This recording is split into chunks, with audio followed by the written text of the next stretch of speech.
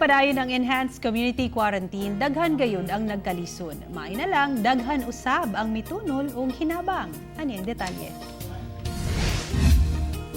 Ngayon lang taon may kaming tabang nga nakabaloan kay daghan mo kami diri sa balay nga isa pa 12 may kabuok diri apil na akong mama kung pagumangkon may pulo nga magsuon.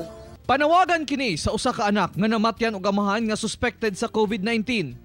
Nanawagan sila nga tabangan tungod kay wala na sila makaon diyang nag-home quarantine sila. Wala nakatrabaho ang pipila ka miyembro sa banay.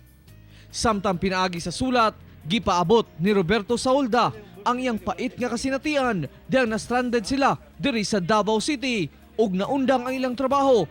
Ang iyang anak duna pay bukol nga mitubo sa ulo. Aman di sir, wala pa na ako napalit. Mahal man daw ni paliton gud. Pila man daw? But labag mong tanas sir. Gawas ni ana, daghan pa usab ang nangayog tabang sa DXGM Super Radio. Butang nga giaksyonan usab nila. Wala lagi, kamot yun yung na rin niya. Silain. Sige, dawatan ng yung ayuda. dawatan ng kuan gikan sa Super Radio Davao, may nalang makatabang ginagmay.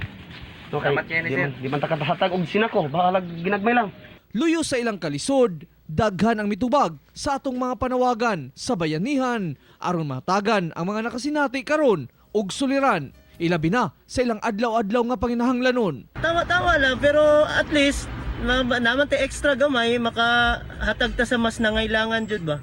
Mitabang usab kining usa ka personay sa Coast Guard nga wala na nagpaila. Gisaulog niya ang iyang adlaw natawan sa paghatag og hinabang. Kaninyong tanan nga mitabang, daghang salamat kapuso. Ako si Real Soroche para sa One Mindanao.